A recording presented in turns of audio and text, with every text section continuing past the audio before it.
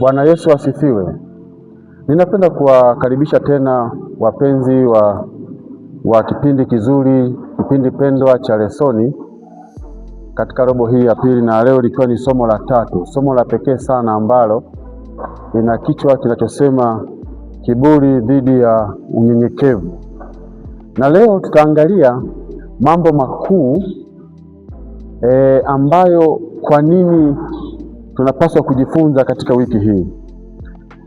Elewa wazi kabisa bwana, katika ulimwengu wa leo kujiinua na kujipendekeza katika wanadamu ndio njia sahihi sana, lakini katika ufalme wa Mungu njia ya kupanda ni kujishusha, na kadiri utakavyoweza kujishusha ndivyo ambavyo Mwenyezi Mungu atakupatia mibaraka na mibaraka.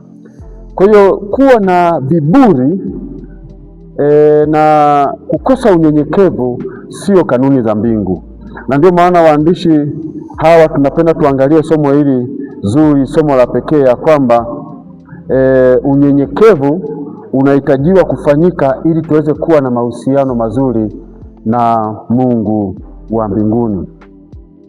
Ndugu mtazamaji, kiburi hiki tutakaweza kukiangalia wazi ya kwamba kiburi kilianzia wapi, au tabia ya kujiinua, kujiona ya kwamba wewe ni bora kuliko wengine. Hii hali ilianzia wapi? Maana katika ulimwengu wa leo ndio utamaduni. Ukienda katika jamii mbalimbali na hata katika makanisa na hata katika sehemu mbalimbali, mambo kama haya yapo. Mtu anajiona ya kwamba ni bora zaidi, anajiona ya kwamba amefanikiwa zaidi, anawaona wale watu wa chini, na yeye anataka aonekane ni sehemu ya miungu, watu wamwabudu kwa namna ya pekee sana. Sasa kabla ya kuanza somo letu, naomba tuombe. Baba yetu mwema, tunakushukuru kwa sababu ya upendo wako wa pekee. Tunapoanza katika somo hili la kiburi dhidi ya unyenyekevu, tusamehe dhambi zetu.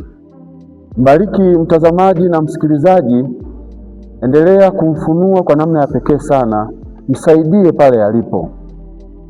Mwisho wa somo hili tukuone katika maisha yetu na hatimaye tufae kwa ajili ya uzima wa milele. Tunaomba hayo katika jina lake Yesu, amina. Basi tutaangalia mifano ya viumbe wawili ambao walioonyesha kiburi na wengine watatu walioonyesha unyenyekevu. Na tutaangalia kwanza katika fungu letu la kukariri, asema hivi: kwa maana kila jikwezaye atadhiliwa na kila jidhilie atakwezwa. Kitabu cha Luka sura ile ya 14 na 11. Yaani kila mtu anayejikweza atadhiliwa, na ajidhilie atakwezwa. Na tukisoma katika kitabu cha Yohana wa kwanza, waraka wa kwanza wa Yohana sura ile ya 2 na lile fungu la 16, Biblia inasema hivi: maana kuanzia fungu la 15, msiipende dunia wala mambo yaliyomo katika dunia. Mtu akiipenda dunia, kumpenda Baba hakumo ndani yake. Maana kila kilichomo duniani, yaani 1, tamaa ya mwili; 2, tamaa ya macho; na kiburi cha uzima, havitokani na Baba, bali vyatokana na dunia hii. Nataka niwaambie na napenda niwaambie ndugu zangu watazamaji ya kwamba unaposikia habari ya dunia, mtu asiipende dunia, ni ile hali ya mifumo yote inayoonekana katika dunia ambayo ipo kinyume na Mungu. Na mtu akiipenda hiyo mifumo, kumpenda Baba hakumo ndani yake. Sasa na ukiangalia katika somo hili la leo, kiburi kilianzia wapi? Nani muasisi wa kiburi? Nani muasisi wa tabia hii ya kujiinua? Nani ambaye aliyeleta hii shida? Especially ukiangalia katika kitabu cha Isaya, kitabu cha Isaya sura ile ya 14, Isaya 14 na na lile fungu la 12. Isaya 14 na lile fungu la 12. Biblia inasema hivi: jinsi ulivyoanguka kutoka mbinguni, ewe nyota ya alfajiri, mwana wa asubuhi, jinsi ulivyokatwa kabisa, ewe uliowaangusha mataifa. Nawe ulisema moyoni mwako, nitapanda mpaka mbinguni, nitakiinua kiti changu juu kuliko nyota za mbinguni, nami nitaketi juu ya mlima mtakatifu, juu ya mlima na mkutano, katika pande zote za mwisho wa kaskazini. Kwa hivyo ni kwamba ukiendelea kusoma pale, mpenzi mtazamaji, ni kwamba tunaona wazi ya kwamba kiburi au tabia ya kujiinua ilianzia kwa kiumbe mmoja aliyekuwa anajulikana kabla ya kuanguka kwake, alikuwa anajulikana kama Lucifer. Huyu Lucifer ndiye chimbuko la tabia ya kujiinua, tabia ya kiburi na tabia ya ubinafsi. Maana yeye alitamani kufanana na Mungu, alitamani kuabudiwa, alitamani kujiweka sawa na Mungu. Na katika somo la wiki hii tunaangalia pambano hili kali la kiburi na kujiinua lililoko ndani ya maisha ya wanadamu, maisha tu sisi kama binadamu. Unapokuwa na tabia kama hii, kwa kweli inakuwa ni ishara ama dalili ya kutaka kuchukua mamlaka kama aliyoyataka kiumbe huyu Lucifer. Kwa hiyo kujiinua ni tabia ya kiumbe huyu. Unajua, hata kwenye jamii, hata kwenye maeneo mbalimbali ya serikali, nafikiri uliwahi kuona viongozi mbalimbali au kwenye jamii viongozi mbalimbali wakitafuta namna ya kutaka kuabudiwa, wakitafuta namna ya kutaka kuheshimiwa. Wanataka heshima ya juu sana na kuwaona watu wengine hawapo. Mambo kama haya, kujiona kwamba wewe ni mkubwa kuliko wengine, sio tabia ya Mungu. Tabia ya Mungu ni kujishusha, ni kujishusha. Na ukijiona ya kwamba kuna dalili inakunyemelea ya hali fulani ya kutaka kujiinua hali kama hiyo, muombe Mwenyezi Mungu ili atoe hiyo hali, uweze kushuka na hatimaye kuwahudumia watu. Tunajifunza nini katika sehemu hii? Ni kwamba katika maisha yetu tujikague sana na tuombe unyenyekevu. Tabia hii ya kujiinua na kujiona kwamba tunafaa si sawa kabisa machoni pa Bwana. Hebu tuangalia mfano wa pili. Mfano wa pili ni katika kitabu cha Luka sura ile ya 22. Luka 22 na lile fungu la 24 na 26. Naomba nisome. Biblia inasema hivi: yakatokea mashindano kati yao kwamba ni nani anayehesabiwa kuwa ni mkubwa. Kwa kweli katika sehemu hii tunaangalia kiburi ndani ya huduma, kiburi ndani ya nyumba ya Mungu. Hapa Yesu na wanafunzi wake pakatokea mashindano, na ninaomba katika sehemu hii uweze kunisikiliza kwa makini. Anasema, nitarudia, yakatokea mashindano kati yao kwamba ni nani anayehesabiwa kuwa mkubwa. Akawaambia, wafalme wa mataifa huwatawala na wenye mamlaka juu yao huitwa wenye fadhili, lakini kwenu ninyi sivyo, bali aliye mkubwa kwenu na awe kama aliye mdogo. Bwana asifiwe. Na mwenye kuongoza kama yule atumikaye. Bwana asifiwe sana. Hapa Yesu anasema hivi, wale watu wa dunia wao wana mifumo yao, wao wana hali zao, wao wana taratibu zao. Basi tuangalie mpenzi mtazamaji, mfano wa pili wa wanafunzi wa Yesu. Unajua Bwana Yesu alipokuwa na wanafunzi wake katika huu ulimwengu, pia alijaribu kulifundisha, akahitaji kanisa lake lifuate maadili ya kimbingu. Katika kitabu cha Luka sura ile ya 22:24 hadi 26, na hapa tunaangalia kiburi ndani ya huduma, kiburi kwenye nyumba ya Mungu. Hali kama hii na yenyewe ipo na inaleta madhara makubwa sana. Sasa Yesu alifundisha nini? Aliwaambia nini wanafunzi wake? Yesu anasema hivi, yakatokea mashindano kati yao kwamba ni nani anayehesabiwa kuwa mkubwa. Wanafunzi wakataka kujua nani atakuwa mkubwa, tabia ya kutaka kuwa mkubwa kuliko wenzako.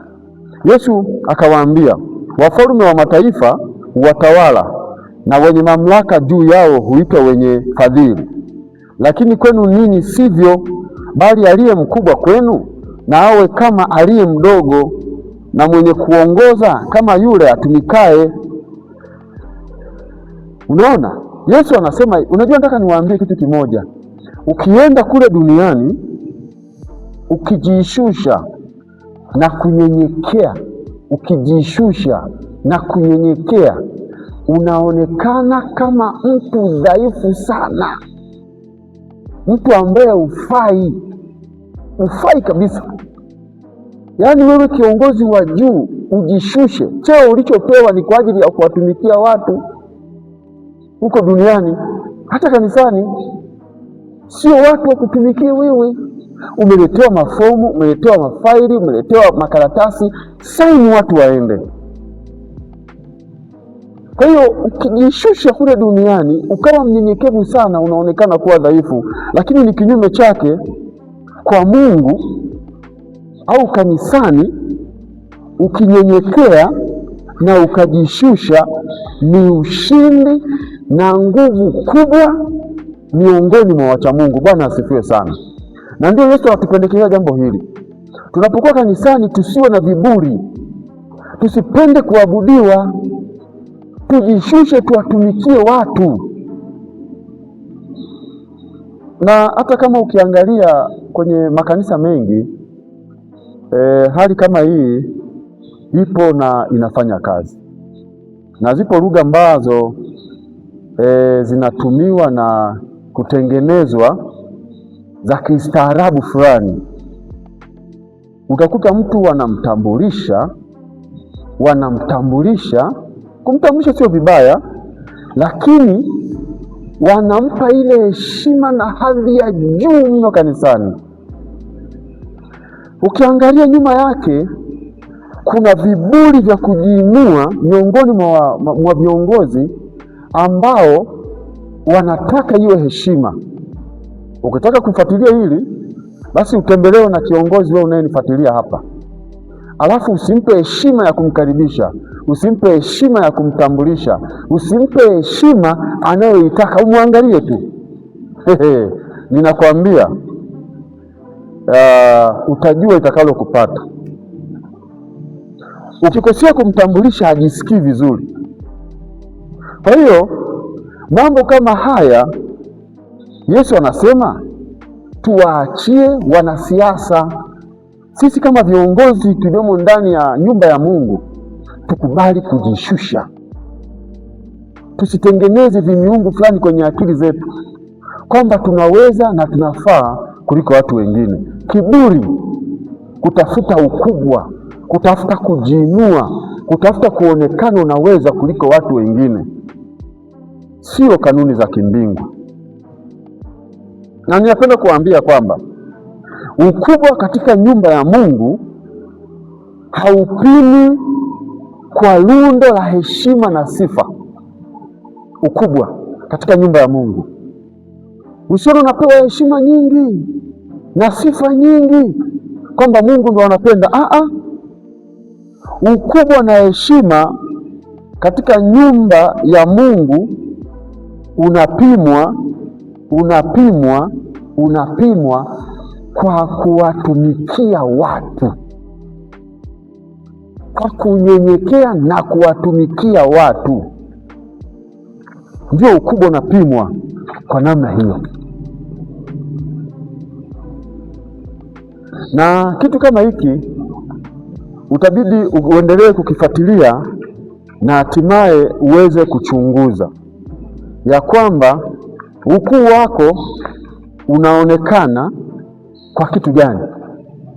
Napenda kuambia kwamba kwa mujibu wa somo hili na kwa mujibu wa mafunuo ya Yesu, ukuu wako hauonekani katika cheo ulicho nacho, bali ni kutumika au kuwatumikia wale unaowaongoza. Hebu tuangalie sifa za unyenyekevu katika kitabu cha Luka sura ile ya 18, sura ile ya 18, sura ya 18 na lile fungu la na Luka 18 na lile fungu la 9. Yesu anasema hivi, 9 na 10. Watu wawili, tutaangalia watu wawili waliokuwa wanaonyesha hali ya unyenyekevu ndani ya nyumba ya Mungu.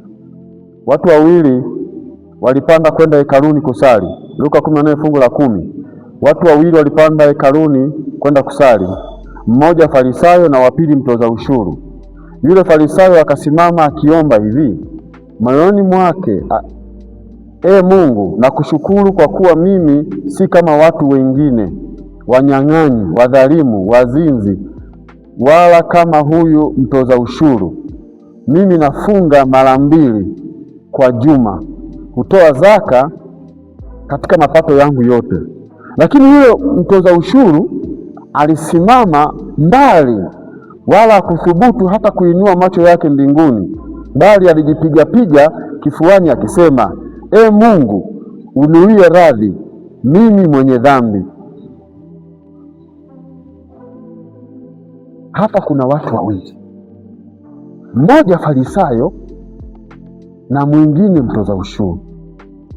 Farisayo anapokwenda au anapoingia katika maombi, akili yake haipo kabisa kwenye maisha yake. Farisayo aliingia katika akiwa na hali ya kiburi, kujiinua na kujiona ya kwamba ni bora. Kwa hiyo alipoenda kwa Yesu, akili yake ya maombi haikuwa kwa Yesu, ilikuwa kwa waombaji wenzake. Kwa mfano kama leo unaweza kusali hivi, na kushukuru Mungu kwa kuwa mimi ni Msabato, na kushukuru Mungu kwa kuwa mimi ni Muislamu. Mimi sio Muislamu, mimi sili nguruwe, wale wanakula nguruwe. Na kushukuru Mungu kwa sababu mimi sifanyi uzinzi, lakini wale wanafanya uzinzi. Unapomsogelea Yesu, haya sio maombi ya toba, sio maombi ya unyenyekevu. Haya ni maombi ya kujiinua ambayo Yesu hakuyahitaji. Lakini maombi ya unyenyekevu hapa kwa huyu mtoza ushuru, akaenda mbele za Mungu, amenyenyekea, amejishusha, akasema, akaomba, akaona udhaifu wake, akaomba Mungu amsamehe dhambi zake. Unajua kwa nini huyu mtoza ushuru alipoenda kwa Yesu na hali ya unyenyekevu aliona? Unajua Mungu wetu ni nuru. Mungu wetu ni nuru ya ulimwengu. Tunapomsogelea kwa unyenyekevu, yeye kwa sababu ni mwanga, anatumulika. Tunaona madhaifu yetu, tunaona kasoro zetu, tunaona uchafu wote uliojaa katika maisha yetu. Kwa hiyo tunaanguka chini, tunajitambua sisi ni wenye dhambi, na hatimaye Mungu anatusamehe uovu wetu. Haya ndio maombi ya unyenyekevu anayoyataka Mungu. Tukienda kwa Mungu tujishushe. Acha Mungu aonekane katika maisha yetu. Tukienda kwa Mungu tukaanza kuwaona watu, kuanza kuonyesha mali ulizo nazo, unaenda kwa Mungu unajitangaza jinsi ulivyo, sio sawa sawa. Maombi ya wenye viburi Mungu hayasikilizi, lakini maombi ya watu wale wanyenyekevu Mungu anayasikiliza sana. Ninakupendekezea katika somo la wiki hii, hebu tujishushe, hebu tushuke chini, hebu twende chini kwa unyenyekevu mkubwa, na hatimaye Mungu wa mbinguni atatuona sisi ni watu ambao tunaofaa sana, na yeye atatuinua juu. Lakini tukitaka sisi kutaka kujiinua, ina maana ya kwamba Mungu atatushusha. Na mifano hii ilionekana wazi. Shetani alipotaka kujiinua kuwa kama Mungu, kufanana kama Mungu, Mungu alimshusha kama mpaka chini ya dunia hii. Na viongozi wengi katika huu ulimwengu, watawala wengi wa serikali ambao tunawasoma katika Biblia, kina Nebukadreza, walipotaka kujiinua kuwa kama Mungu, kuwa na viburi vikubwa, Mungu aliwashusha. Yeyote anayetaka kufanana kama Mungu, kujiona kwamba anafaa, Mungu anamwangusha. Na usifikiri ya kwamba unaweza kaangushwa leo au utaangushwa kwa staili gani. Unaweza kaendelea kuomba kanisani, unaimba, unahubiri, unafanya kazi ya Mungu, lakini kumbe Mungu amekuacha. Kwa sababu gani? Unatembea ukiwa na tabia ya kamungu, kamiungu fulani katika maisha yako.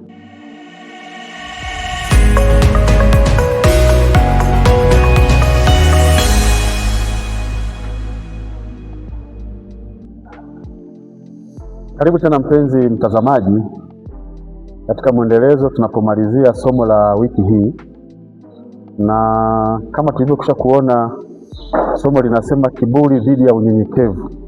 Tumeshaona jinsi ambavyo kiburi kilianzia wapi, na tukaona sifa za watu wanyenyekevu tumeshaziona, na sasa tunaangalia tena kwa ufupi sifa za watu wengine, mashujaa wa imani katika Biblia ambao wametajwa katika lesoni yetu, ambao walijishusha kwa ajili ya Bwana. Ninaomba nikwambie kitu kimoja, ya kwamba tunapaswa kujishusha kwa ajili ya Bwana. Unapojishusha ukiwa mtumishi wa Bwana, ukiwa kiongozi wa Mungu katika sehemu yoyote ile, ukijishusha, Mungu anatembea na wewe. Maana katika kitabu cha Waebrania sura ile ya 11, Waebrania 11 na lile fungu la 25, Biblia inasema hivi. Kuna mshujaa mmoja tunamwona Musa. Musa naye kiongozi wa Bwana aliyejishusha sana kwa ajili ya kuhudumia watu wengine. Biblia inasema hivi. Kwa imani Musa alipokuwa mtu mzima akakataa kuitwa mwana wa binti Farao. Akaona ni afadhali kupata mateso pamoja na watu wa Mungu kuliko kujifurahisha katika dhambi kwa kitambo. Musa alikataa kuitwa mwana wa binti Farao. Unaposikia mwana wa binti Farao katika sehemu nyingine, ni kwamba Musa alikuwa ameandaliwa katika ikulu ya Farao kuwa kiongozi mkuu katika ile nchi. Tena sio nchi tu, na katika dunia nzima. Hata leo Trump hafikii pale kwa heshima ambayo Musa aliyekuwa ameandaliwa kipindi yupo katika ikulu ya Farao. Aliandaliwa, alitunzwa, aliheshimishwa katika mafunzo yote ya kijeshi, hekima, elimu yote ya uongozi. Na ni kweli kama angelikubali Musa, angekuwa kiongozi mkubwa sana wa dunia. Lakini Biblia inasema alikataa kuitwa mwana wa binti Farao. Akasema heri kuendelea kukaa kujilisha manono ya ikulu, raha za ikulu, ni afadhali aende jangwani akapambane kuwaotoa au kuwaongoza watu wa Mungu au kushirikiana na Mungu kufanya kazi ya Bwana. Hivi leo kwa mfano ukiitwa kwenda ikulu yoyote ile, uwe kiongozi mkubwa, utakataa kweli? Ni wakati unaona kama ile kazi inapingana na Mungu. Lakini Musa alikataa. Kuna imani ya kukataa kiburi. Unaweza ukatengenezewa kiburi na viongozi wa dunia au wakubwa wako wa vyeo fulani ili uonekane kuwa na heshima. Jifunze imani ya kukataa. Kataa. Musa alikataa. Hata leo kataa kusikiliza mambo ya kiulimwengu. Kataa kusikiliza miziki ya kidunia. Kataa. Inaweza ikakusababishia ukajiinua ukamwacha Mwenyezi Mungu. Unajua hata leo shetani ameingia katika mifumo ya miziki kijanja sana, amejipenyeza sana, iwe kwenye makanisa, iwe katika dunia. Watu wengi mziki umewafanya kuwa na viburi. Sikiliza nyimbo za Mungu, sikiliza kwaya. Unaposikiliza ala za miziki ya kidunia, shetani anakuingizia mambo ya ajabu. Na hata wakati fulani mziki wa Mungu unapotaka kuja ili uweze kuusimamia, unakataa. Imba hivi utaki, unataka uimbe kama watu wa kiulimwengu. Musa alikataa. Unajua, ni afadhali kuonekana wewe ni mshamba kwa Yesu, haufai. Ni afadhali kuonekana wewe ni mnyenyekevu kwa Yesu kuliko kuonekana mtu mashuhuri kwa ulimwengu, na anapokuja Yesu mara ya pili anakuacha. Faida yako iko wapi? Ni kweli dunia, unaweza ukaishi duniani, watu wakawa unatembea wanakupigia makofi, watu wanakusifu, watu wanakuona, wanakupa heshima zote, watu wanakuona unafaa, watu wanakuandalia vitu vingi. Na wengine nimewahi kuona wanawekewa kanga, wanapita, wanakanyaga, wanaingia kanisani kwenye mahekalu yao, wanaimbiwa, wanaheshimishwa. Heshima katika nyumba ya Mungu, anayepaswa kuheshimika ni Mungu mwenyewe. Ni Mungu mwenyewe.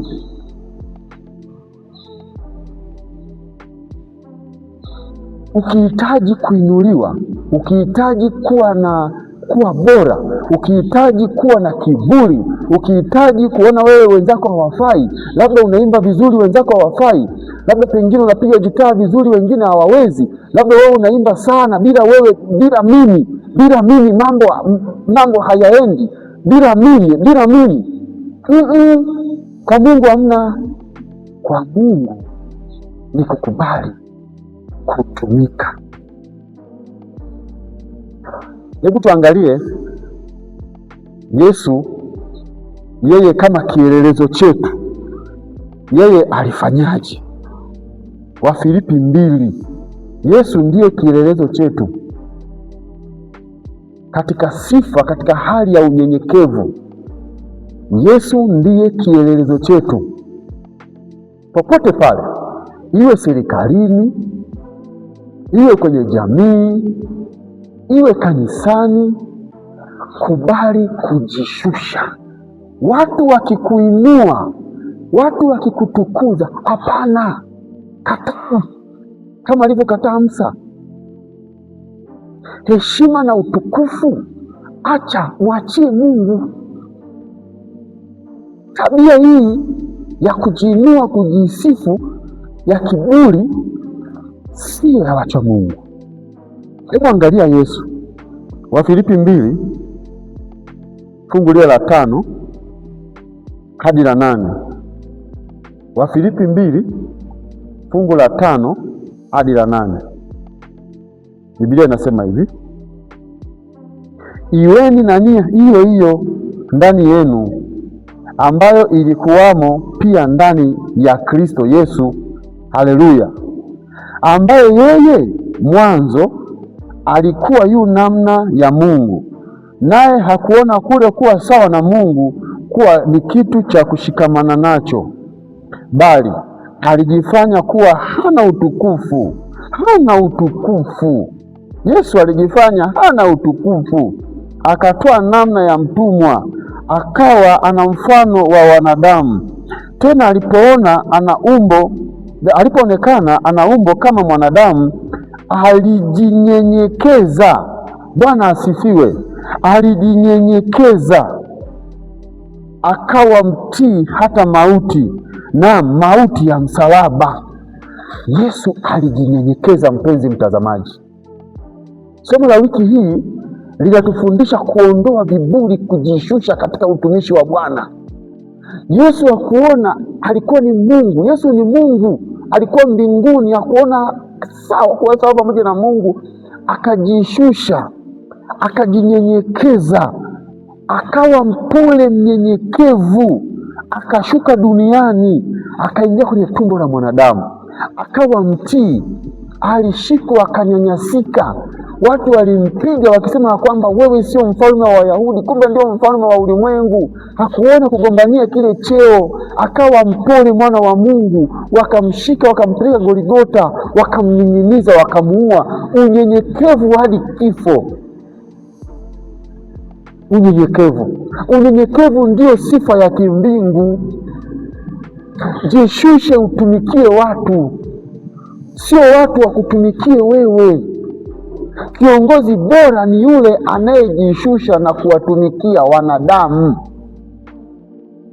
Wanadamu wanapokusifu, wanapokupa heshima za juu, zile heshima na zile sifa mrudishie Mungu. Lakini unaposifiwa, unapoheshimishwa, tunajisahau binadamu, tunakuwa na viburi, tunajiona sisi sasa tunafaa, sisi ni bora kuliko wale watu.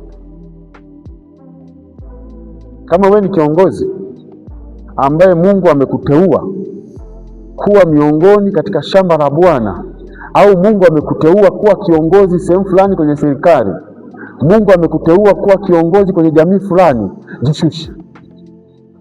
Sifa inajazwa nzuri ukiwa unawatumikia watu. Lakini watu wakikuona wewe una tabia ya kimiungu, Mungu hayupo pamoja na wewe. Somo la wiki hii tunajifunza unyenyekevu, kiburi dhidi ya unyenyekevu. Tumeangalia wazi kabisa kiburi dhidi ya unyenyekevu kilianzia kwa Lucifer kule mbinguni alipotaka kujiinua, na leo ametengeneza makundi mbalimbali kwenye jamii na hata ndani ya makanisa, na wengi hatujui, na wengi tumepofushwa macho na hii tabia. Ninapenda kuwaombea kwa neema ya Bwana. Hebu tujishushe. Tukijishusha, Mungu atatumulika kwenye maisha yetu. Tutauona udhaifu tulio nao, tutaona kasoro tulizo nazo, na tutaona wapi tumekosea. Mungu wetu anahitaji heshima na utukufu, tumrudishie yeye. Tusifanane kama watu wa ulimwengu ambao wao wanapenda kujitangaza, wanatembea na kamera, kwamba wakifanya matukio fulani mpaka wapigwe picha, wasambazwe, waonekane ni watu maarufu. Hapana, Mungu anajua unayoyafanya. Mungu anajua unayoyafanya. Na kama tukiona dalili kama hii inaonekana katika maisha yetu, tukimbie mara moja, ili tusije tukaipoteza hii nafasi na hatimaye tukapoteza anapokuja Yesu mara ya pili. Katika lesoni yetu Nabii N.G. White anaandika hivi: roho ya kweli yenye moyo wa kutubu ni ya thamani machoni pa Mungu. Mungu huweka muhuri wake mwenyewe kwa watu, si kwa kufuata cheo chao, si kwa kufuata utajiri wao, si kwa kufuata ukuu wao wa akili, bali ni kwa sababu ya umoja wao na Kristo. Nitarudia, roho ya kweli yenye moyo wa kutubu ni ya thamani machoni pa Mungu. Mungu huweka muhuri wake mwenyewe kwa watu, si kwa kufuata cheo ulicho nacho. Hapana, yaani muhuri wa Mungu hauwekwi kwa cheo ulicho nacho, wala kwa kufuata utajiri ulio nao, wala kwa kufuata ukuu wa akili, elimu, maarifa, ustaha ulio nao. Muhuri wa Mungu hauweki kwao, bali muhuri wa Mungu unawekwa kwa watu kwa sababu ya umoja wao na Kristo. Kwa kuwa Mungu anahitaji tuwe na umoja wa Kristo, tujishushe. Haijalishi nina fedha kiasi gani, haijalishi mimi nina elimu kiasi gani, haijalishi mimi nina ujuzi kiasi gani, mimi ni maarufu kiasi gani. Umoja wetu na Kristo, na umoja unapatikana tu pale ninapojinyenyekeza na kumsogelea Bwana. Mungu wetu atubariki sana.